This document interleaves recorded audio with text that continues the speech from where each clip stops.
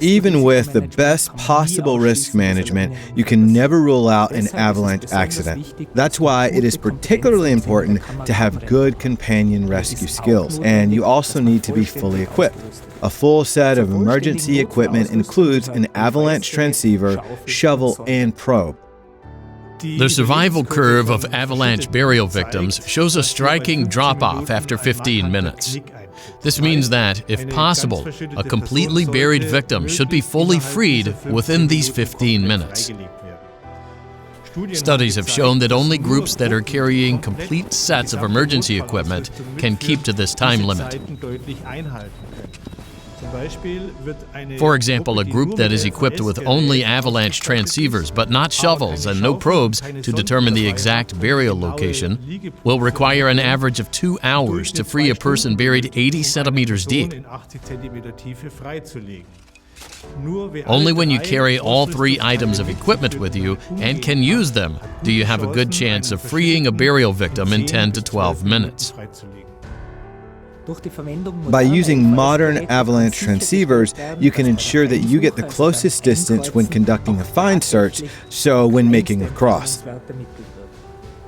The lowest number of the display shows the burial depth. What this actually means is that when the display shows 0.9, the burial victim is no more than 90 centimeters below the snow's surface.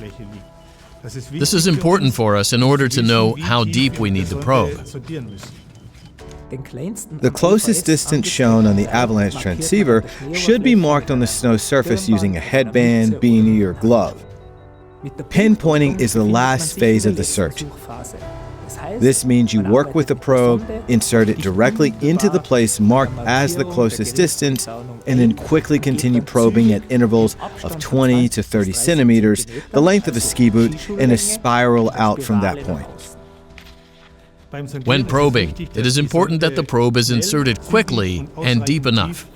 The probe should always be inserted into the snow at an angle of 90 degrees to the surface. It is also very important that you always hold the probe with 2 hands. This means that one hand acts as a guide and the other pushes the probe into the snow. If you were to insert the probe into the snow with just one hand, then it would not always go straight down at this 90-degree angle and could deviate to the right or left, front or back. This way, it's possible that a large area in which the burial victim might be lying would not be probed.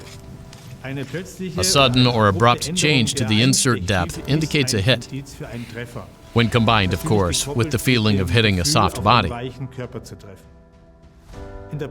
In practice, an area of 1 to 2 square meters must be scanned as swiftly as possible when pinpointing. If you don't work systematically, you lose valuable time and risk not finding the burial victim.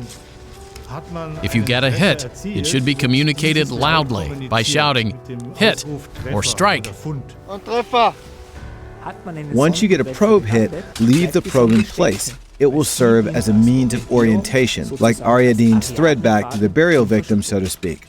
Thanks to the precise probe hit, you only need to shovel away as much snow as is absolutely necessary. This saves valuable time. The probe is an important rescue tool, and therefore, every tourer and every off-piste skier should carry a probe with them. A good probe should fulfill the following criteria. It should always be at least 2.4 meters long.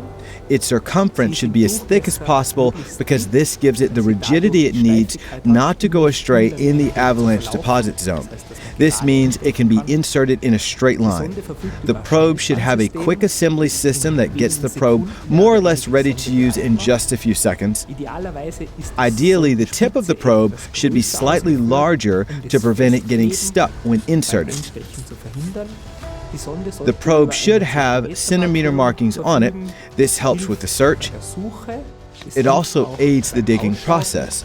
It also helps if you wish to use the probe for a snow profile, for example, and the probe segments should be in different colors. This gives you a good idea of how close to the burial victim you are digging. It is essential that probing is practiced, how to use it systematically, but also how to identify a hit. To do this, you can bury a soft object, for example a backpack, and use that to practice sensing a hit.